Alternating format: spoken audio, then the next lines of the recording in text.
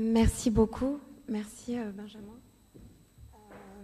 Oui, c'est aussi une grande émotion pour moi d'être là ce soir avec vous, parce qu'Abdelwahab affectionnait tout particulièrement cette grande mosquée de Paris, et que quand j'étais enfant, on a passé beaucoup de temps, on est venu de nombreuses fois dans ce lieu qu'il aimait, et il a toujours continué à venir dans le jardin. Et Abdelwahab aimait écrire dans les patios des mosquées. Il écrivait, c'est vrai, partout. Nous, on le voyait, moi, pour avoir voyagé avec lui, il écrivait sur un coin de table, dans un café, dans les patios des mosquées, pendant qu'il était... En fait, presque, il écrivait en marchant. Et il avait toujours un carnet avec lui. Et je voudrais dire un mot sur ces deux publications et remercier les éditeurs, donc L'Islam au croisement des cultures, dont le titre original était L'autre de l'islam, parce qu'en fait c'est un texte qui a été publié, donc je remercie Jean Moutapa aux éditions Albin Michel qui nous a permis de publier ce texte inédit. Ce sont il est là, Jean Moutapa, oui, il est avec nous. Et en fait ce texte, L'Islam au croisement des cultures, c'est la relation de l'islam à la chrétienté, et notamment à des auteurs comme Dante, Jean Delacroix, Ramon Lull. C'est vraiment des textes qui sont très importants et qui n'a pas eu le temps de publier. Et puis, effectivement, Vers l'Orient, nous devons le titre à Manuel Carcassonne, qui n'est pas avec nous ce soir, mais que je remercie chaleureusement, parce que, en fait, ces carnets de voyage, c'est ma mère, Amina, que je remercie aussi, qui n'est pas avec nous ce soir, qui est au Maroc, qui les a trouvés au moment du décès de mon père. Quand elle a commencé à ranger les archives, elle a trouvé 79 carnets. Donc on savait qu'il écrivait partout et qu'il avait toujours un carnet avec lui. Mais on n'avait jamais eu accès à ces carnets et on ne savait pas ce qui était dedans. Et en fait, quand elle a commencé à travailler sur ces carnets, elle a commencé à les transcrire. Elle s'est rendue compte que ce n'était pas juste des carnets de notes, que c'était vraiment un trésor littéraire et qu'il fallait absolument le publier. Le problème, c'est que c'est 6000 pages et que c'est dans le monde entier. Emmanuel Carcassonne a eu cette très belle idée pour le premier volet de ces carnets de voyage. Ça a été de réunir tous les textes qui contenaient son obsession pour l'Orient. Parce que l'Orient, évidemment, il y a l'Orient dans ce livre, il y a des pages sur Jérusalem, où il est allé avec toi, je crois, Benjamin. Il y a des pages sur le Caire, Tunis, le Maroc.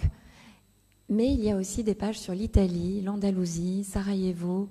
Et en fait, il voit l'Orient partout et il jette des ponts entre Venise et Fès. Il parle de l'Andalousie et il nous raconte des histoires qui nous permettent de découvrir de l'intérieur et de revoir des villes que vous connaissez peut-être, mais en découvrant l'histoire qui est derrière, par exemple, une ville comme Tolède, sur les trois cultures, les moments où islam, judéité et chrétienté ont été ensemble. Et donc, ce livre, il a nécessité un très très long travail à la fois de transcription et aussi de choix de textes. Et il commence à l'Occident de l'Orient, au Maroc, El Maghreb, et il va jusqu'à l'Extrême-Orient, jusqu'au Japon, parce qu'Abdelwahab était aussi un traducteur. Il a traduit de l'arabe vers le français, il a traduit le philosophe Bastami, il a aussi traduit Sohrawardi, récit de exil occidental qu'il a lui-même vécu, mais il a aussi traduit un poète japonais, un poète du Moyen-Âge qui s'appelle Saijo, et il a traduit avec une grande traductrice qui s'appelle Hiromi Tsukue. Et justement, en tant que poète, tout le travail qu'ils ont fait, c'est l'arrivée en langue française de ce poète japonais. Et parce qu'il a traduit Saijo, il a été invité à de nombreuses reprises au Japon pour présenter ce travail. Et donc, il a traversé des villes comme Kyoto, Tokyo, et c'est pour ça qu'on a aussi réuni ces textes dans ce livre. Et je voudrais, pour que vous rendiez compte de la beauté de ce texte qui va vous permettre de marcher dans ses pas et de voyager avec lui, parce que comme ce sont des textes qui sont écrits au fil de la plume, on a l'impression d'être avec lui et que c'est sa voix intérieure. Et donc vraiment on traverse ces villes avec cette voix qui nous raconte, qui fait parler les pierres et qui nous donne aussi la bande-son de certaines villes, des villes comme Fès par exemple, parce qu'il parlait l'arabe et qu'il avait toujours l'oreille qui traînait et qu'il aimait écouter les conversations, les artisans, les confréries soufis. Donc je voudrais vous lire un court passage pour que vous ayez un peu une idée de la beauté de ce texte et des émotions qui le traversent. Alors il est à Fès, et je vous lis un passage à Fès où il dit « J'ai partagé des propos et des mets autour d'une table en compagnie d'un lecteur du Coran aveugle, d'un vieux shir soufi, d'un marchand, d'un shérif et d'un grammairien.